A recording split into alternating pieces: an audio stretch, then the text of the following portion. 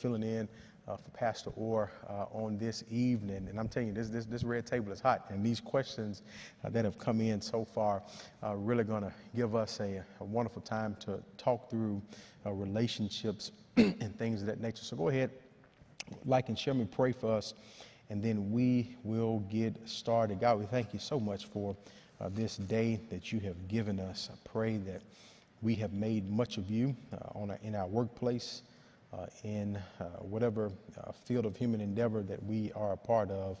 That I pray that as we do our work, or as we are students in schools, that we make much of you, that people want to know more about the one that we know as the Savior of the world, Jesus Christ. Be with us tonight as we talk about an issue that is, it shouldn't be taboo within the church, but oftentimes people don't want to have that conversation about relationships and the purpose of them and how to enjoy those blessedness, these things that you want us to be a part of. You didn't create us to do life alone, but as we do life in community. And so, God, I pray that you would just be glorified in our midst. In Jesus' name we pray. Amen. Well, look, if you have questions, you can text them to 901-616-1258. We'll try to get to as many of those questions as we can as we talk about relationships. So it's complicated. It's complicated at all the verses that we could really look at as it pertains to love and relationships. I just want to kind of use a simple one and just to set a framework for us, just in general, the whole purpose of relationships. 1 Peter chapter 4, verse 8 in the English Standard Version says this: above all, keep loving one another earnestly, since love covers a multitude of sins. Let me read it again, just one verse. Above all, keep loving one another earnestly, since love covers a multitude of sin. And as we think about relationships, it is interesting that we're here, we're talking about it even today. There's so many things that are happening, and when people think about them, it's one of those things that unfortunately the world and culture, for better or for worse, has shaped our view of what relationships are, how they are to be navigated through, for better or for worse. And again, I'm not anti-culture, but I do know that culture has really affected us to where we don't really have the proper framework in terms of engaging with to figure out how does God want us to move forward in relationships and what are they for. I'm still working on this. I'm new to the whole Baptist world. I watch movies, and I'm still trying to get an explanation as to if it's permissible for us to do it. But growing up, there are shows that are on TV that I loved watching that had these couples that you looked at, and they were the model for relationships for you, whether it was good or whether it was bad. And you can text me some of those if you can, some of your favorite TV shows that had these couples that whether it was a bad relationship or good relationships, but it was kind of pushed onto us, and we just kind of, our dream of a relationship was based through the lens of your favorite characters. For me, Martin and Gina. I remember the show Martin. It was one of those shows, they had a fun relationship. The relationship definitely was not perfect by any stretch, but just looking at them, how they interacted, the fun they had. They were a little goofy at times, but yet they loved hard. And then when they had issues, it was pretty bad. So Martin and Gina from the show Martin was one that I enjoyed growing up. Many of you all that spin off of the Cosby Show, that they had a different world, and they had a whole bunch of relationships. But remember Whitley and Dwayne Wayne, just an interesting one. So as a kid, and the way I foresaw college to be, I said, man, this is the way it has to be. Two people working hard, getting those degrees to try to make life better. But man, they had a very interesting relationship that for many people, it shaped their thoughts and views of relationship. Now this show, I didn't watch. My wife, they loved it. She loved it when it came on. But the game the game, and the complicated relationship with Melanie and Derwin was one that many people, again, looked to them and almost modeled their relationships after them. My favorite right now is Blackish. You got Dre and Rainbow. Interesting dynamics, definitely not perfect, but they work through those issues. They talk about different things as they're building their family. Monica and Quincy from Love and Basketball, that was one that everybody, I know for a period of time, and that was the movie, that was the, that relationship, that love, that hard love, the disappointment, and the faithfulness of trying to stay there and be there. I mean, just incredible. So, you can go on and on and on. Weezy and George from the Jeffersons. Culture shaped, whether right or wrong, our views in terms of what relationships are, how they should be, what role the man should have, the role of the woman. And again, it gets complicated because all of those relationships and those people who I just mentioned, they had different dynamics that either made the relationship strong and made it lasting, or made it kind of have those bumps in the road that many of us sometimes find ourselves into. But whatever the case is, I think we have to be able to kind of biblically see what the purpose of relationships are so that we can really have that proper framework for how to engage in relationships and what boundaries need to be in place for relationships, and the list goes on and on and on. And it's so complicated to the fact where, and I want us, all those who are watching, who are church people that are watching this, and whether you've been married 10 years, 5 years, or whether you've been engaged, or whether you've been dating somebody for a long time, but you grew up in church, like, I need you to go with me tonight. I'm going to say some things that hopefully will not shock you, but it should really kind of open us up, because we typically live in that bubble.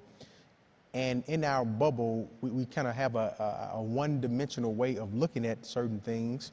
And that, the way we look at certain things could be warped. It could have some faults in it. But when you look at it from the world's vantage point and culture, for us to really understand as we're engaging in relationships with people who may not have grown up in church and don't understand the way that you view relationship and the whole reason for relationships, I think it'll help us as we have this conversation or this study on tonight, so that we can try to live in harmony as we try to love one another earnestly for the sake of the gospel. So some questions you may ponder, what is the purpose of relationships? For married relationship, it's for man and woman to come together to love one another, to live sacrificially on behalf of the other person, to reproduce, and if the Lord blesses you to have children, and just to continue that whole cycle and to model Christ in the church. Relationships, yes, do we want happiness? Absolutely. You want to be with someone that can make you happy. You want to be with someone that, I guess the terminology is, that completes us, if you will. Someone who is could push you to greatness and whatever those dreams and aspirations that you have. Someone who can support what you're trying to do. And so many different things. You all can send those in as well. Put them in the chat, kind of what you look for in a relationship. I think that'll help us have this conversation to continue to live on even after tonight is over with. What's the purpose of relationships is a great question. What are you looking for in a relationship? I think a lot of times people do have some faulty expectations of other people based off of what they have seen or what they have heard or what they thought other people's relationships were like. But every relationship is unique. Every person, we come to the table with our own set of issues. We're unique. And I think we need to define for ourselves. That's a great way to really get started. What are you looking to get in this relationship? What are you bringing to the table in the relationship so that it can be one that could move forward and progress to whatever those goals and dreams and aspirations that you have. So let me jump into some of these questions. The people know me, I can ramble for a long time, but one of the questions that came in was, how can I tell my spouse that I'm not happy with our marriage? Wow, so they're going to start me off with a big one. How can I tell my spouse I'm not happy with our marriage? I really think, as we did counseling, my wife and I, premarital counseling, and as we counsel other people, I think open lines of communication has to be there. Hopefully the relationship is one where everyone can, with love and with grace, be able to explain themselves and tell that person how they feel. And so I really believe that if you're not happy, I think it needs to be a conversation to take place to explain or to do that discovery, to figure out what happened, why you're not happy. Is it something that you're doing, or maybe there are expectations that you have not verbalized that you assume that your spouse should know about, that if they don't know, it's hard for them to be able to give you those needs and desires that you have. And so I think it's a hard conversation, obviously, if it has gotten to the point where you're not happy with the marriage. But I do think being able to speak the truth in love, going to that spouse and just kind of in a way of grace, and I don't know how graceful it can be done, but just very gently take them on that journey to let them know why you're unhappy. I think it's something that has to be done, because if not, it's going to continue to build up and build up and build up, and you will be frustrated by not telling them how you truly feel. This morning in noon Bible study, we were talking about, one of the things we were talking about, just those responses, the attack responses and the avoidance responses as it relates to, that mediation process between two people. Sometimes people are always on the attack, where they don't mind saying what they feel, and it comes off abusive and abrasive. That's not something that we think is a good thing in a relationship. We want you to be able to voice your opinions. But the other side of that is that avoidance, where you're kind of fleeing, that flight, where you kind of hold everything in and never get a chance to tell your partner or your spouse how you truly feel. And somewhere in between those avoidance and those attack responses, in the middle, what we're trying to get to is that peacemaking response, where everyone feels like they can voice their opinion and say how they feel without fleeing and not sharing that, because you hurt yourself and the other person if you don't share those things. So I feel like you go to that spouse, you speak the truth in love, as the Bible has told us to do, and start that process. Counseling may be something where you can get somebody in between to help out with that, but I do think that you need to make sure that you express yourself to your spouse and how you're feeling. So yeah, that's definitely a serious one. Thank you for sending that in. Next question is, how do you deal with your mate and name calling? Going to our verse that we did use, above all, keep loving one another earnestly.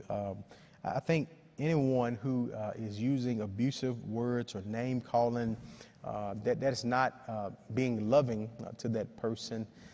That is a form of abuse, and obviously we don't support that by any means. Now, I don't know what names specifically that are calling, but anything that demeans a person, of them being made in the image of God, anything that tries to poke fun at maybe the way that they look, or the changes that may have happened over time, it's not fair to that person. That's not unconditional love that we are to exude and to give to people who we're in relationships with.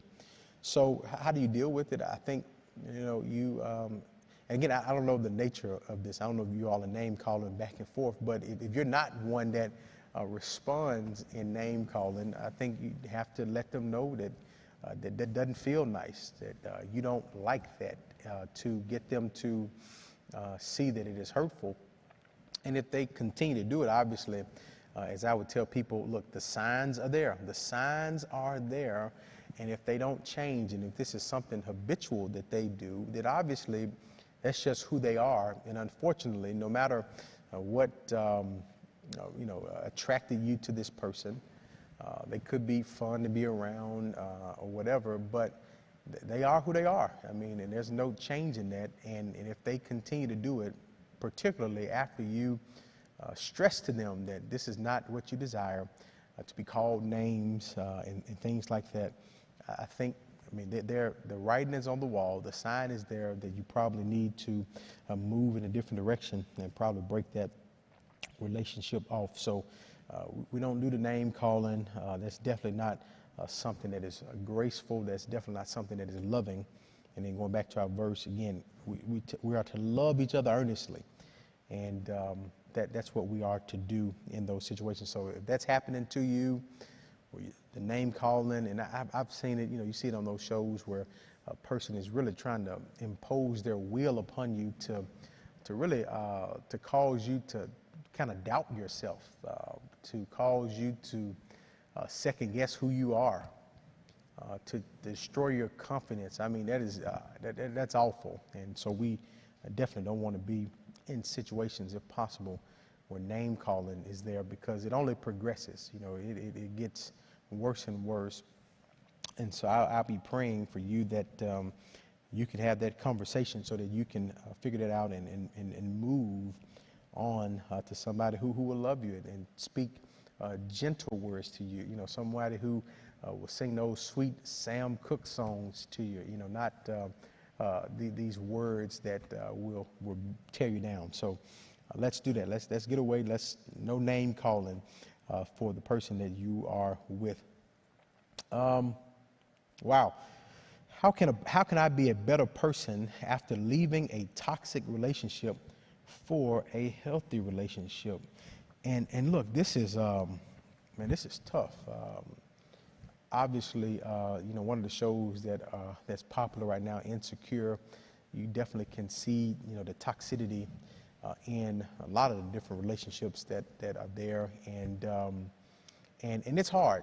Obviously, when people have been in toxic relationships for some time, it weighs on you, it weighs on your mind, and the person who was the recipient of the toxicity, a lot of times it affects them how they move forward, right? It affects them and how they can trust the next person who they would enter a relationship with. It affects trust. It affects the stability. It affects everything. I mean, you're always second guessing. You're always trying to figure out what are the motives, and it really for many people for a long time it robs them of that ability to really give love and to love in a way that that you need to have if you're in a relationship. So toxic relationships, they're tough, but how can you be better? If you're the one who was the recipient of that, I think as you move on to another relationship, you definitely have to start with a clean slate. You cannot allow the next individual who comes into your life that you have interest in, you can't bring in those old feelings from the person who was toxic towards you and put that on this person. You got to give them a chance to show themselves. You have to give them a chance to show you that they love you and not assume that they're going to be like the person that you were with previously. So if you're that person who was on the bad end of the toxic components, you have to really, and it takes work and it's hard, and I get it, and I talk to people all the time, and it's hard. But as you desire to be in a relationship, and I think being in relationships are wonderful, they're healthy, if we're doing them in the way that honors God, you have to make sure that you give that person the opportunity to be authentically them without you imposing another person on them. so that they give you that opportunity to show what they're all about. A lot of times what happens is that, that post-traumatic stress that comes from a toxic relationship, usually we bring those into those new relationships, and they never really get a chance to get off the ground because you constantly bring that baggage. This is what this person said, so this person now is probably going to react that way, and so I'm going to respond in this way. Start with a blank slate, and again, I'm saying this, and I know it's hard, but do everything you can to give that person an opportunity to love you, and to love you the way that you should be loved.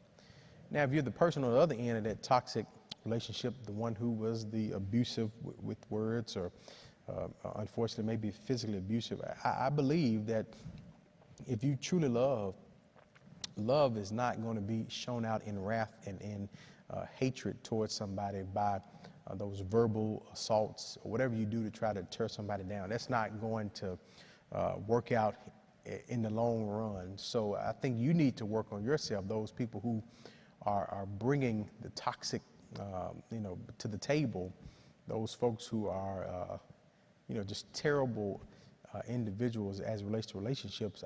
You really need to look yourself in the mirror and really understand, hey, do you want to be in a relationship?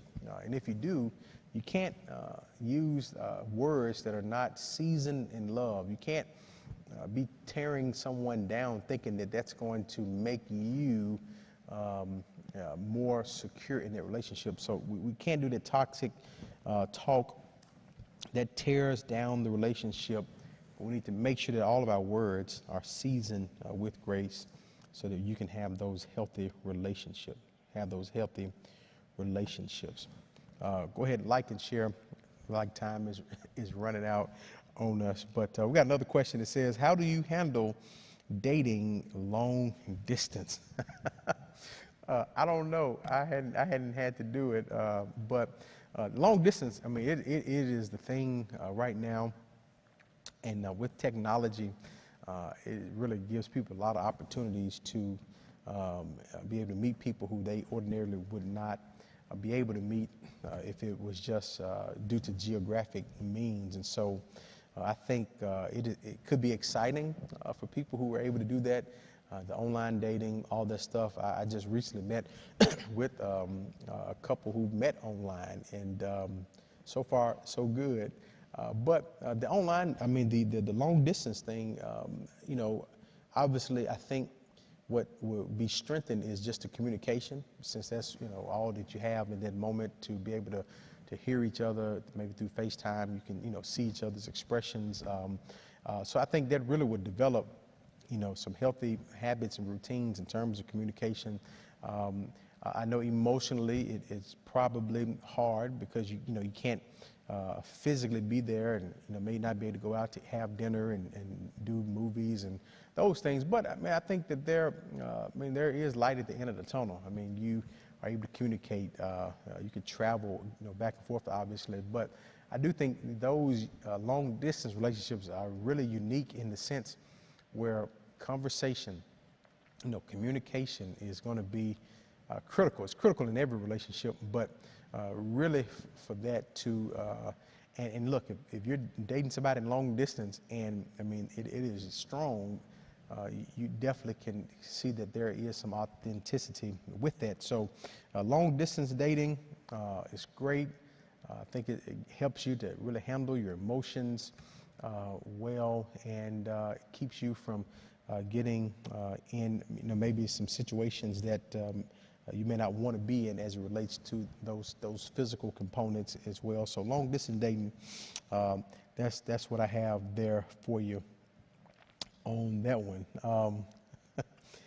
Next question says, if the relationship has been going on for about 5 years and marriage or engagement hasn't taken place, should the person move on? That goes back to what we said earlier. It just depends on what the goal of the relationship is, and that's why I think communication has to be key when you go into a relationship. I had friends of mine who One friend in particular, he was dating someone, and they already had kids, and she had no desire to have any more kids. Uh, he didn't have any kids, and he had a desire to have kids. So I thought on the front end that would be, the sign that maybe, although this person is great and you love them, that this might not be the long-term solution. So why would you, just waste your time, waste her time as well? And so communication up front is critical.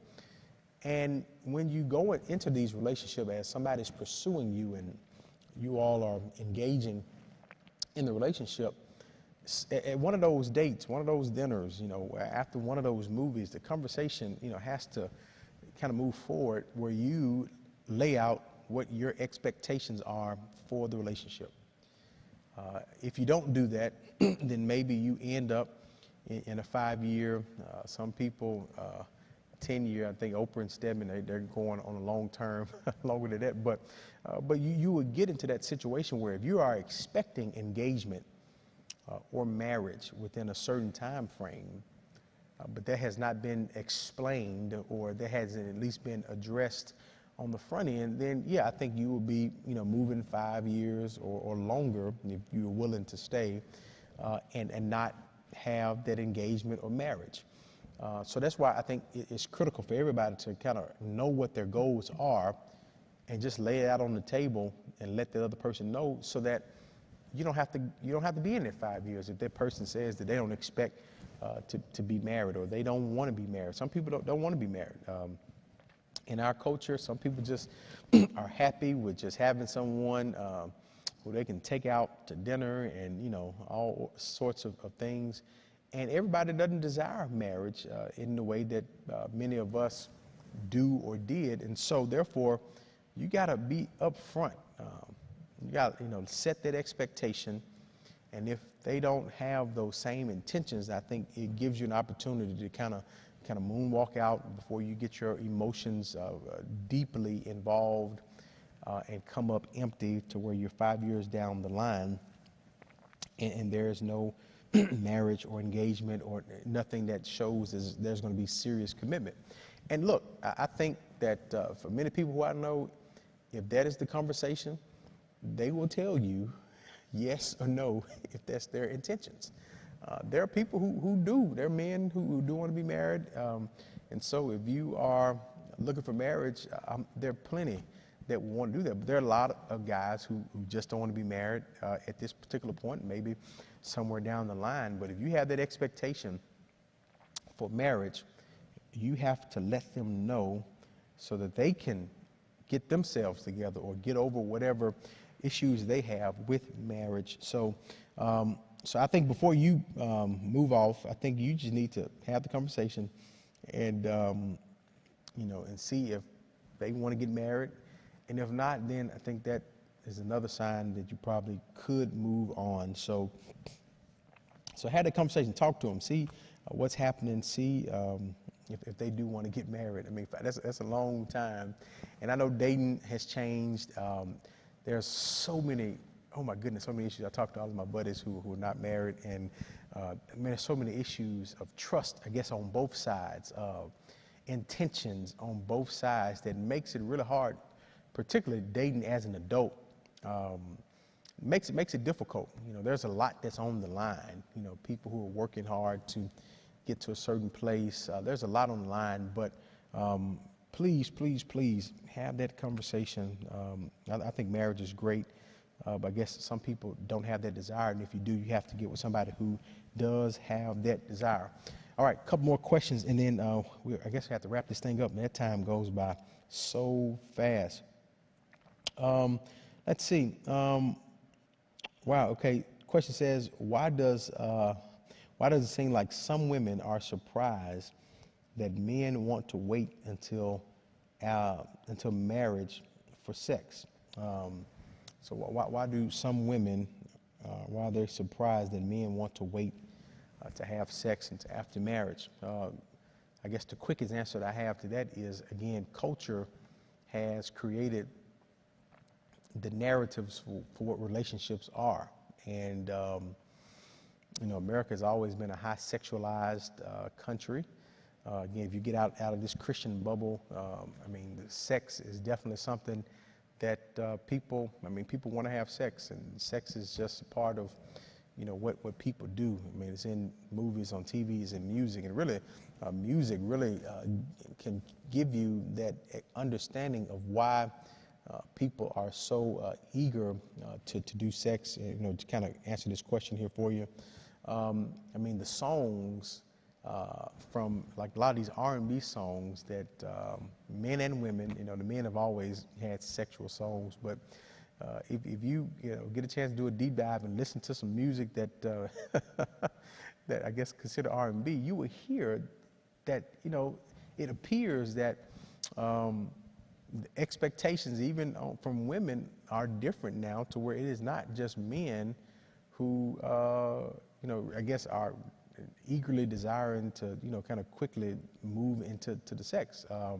So I guess as a man, if you're wondering why they're surprised, or why you're surprised that, or why they're surprised that you don't want to have sex after marriage, I just think it's just the way of culture now. Everybody is highly sexualized, and it's just a part of what culture has told us comes along with those relationships. And so again, if it's your desire to do it by the way of Scripture, waiting to marriage, you just have to let them know. And if they're not okay with that, then obviously you have to move forward in a way that you're able to continue to honor God with that desire to wait to have sex after marriage. But yeah, don't be surprised. Everybody is we just, because of sin, because of our highly sexualized environments, those things happen. I guess this last question says, if a husband left the home for a year and is not back yet, we communicate regarding kids and bills, etc. When is it okay to move on, or should I move on? Yeah, this is definitely a complicated issue. Again, I think that for whatever reason, I would try to figure out why the husband moved out. It has been a year, hadn't come back. I guess it's great that y'all do have communication surrounding the bills and things like that. But really, I think this is a simple one. If he moved out, what is the reason? Why did he move out? See if he could spell that out for you. And if it's his desire to not be with you anymore, then I think that gives you the right to kind of start that process to move on. It's unfortunate, but they have already, I guess biblically, it would be considered abandonment. They've already abandoned. They have left the home.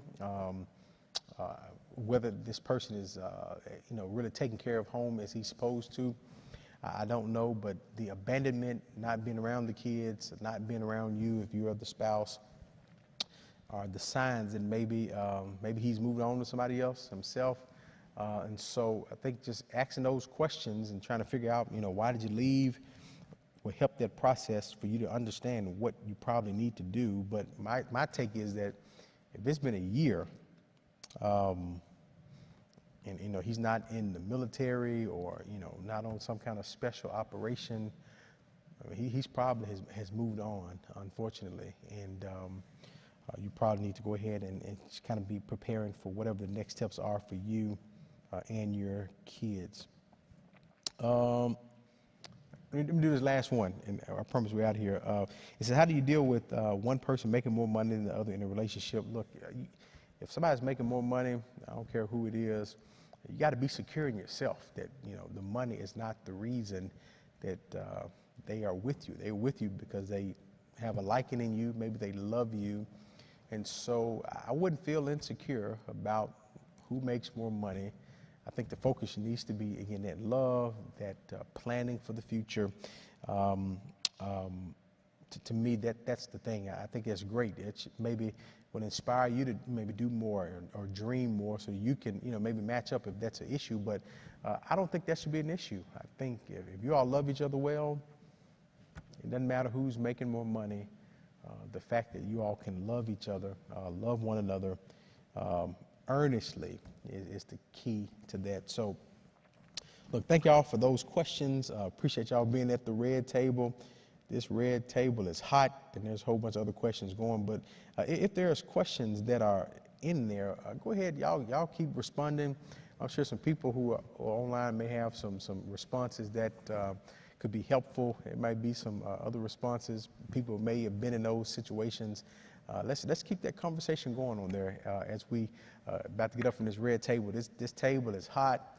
And I look forward for Pastor Orr to be back next week to handle the Red Table Talk. So thank you so much for being with us.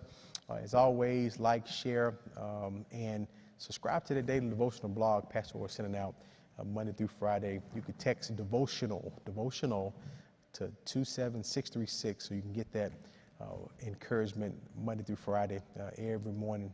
Thank you so much for being with us at the Red Table. Love earnestly. Is what we need to do. God bless you. Good night.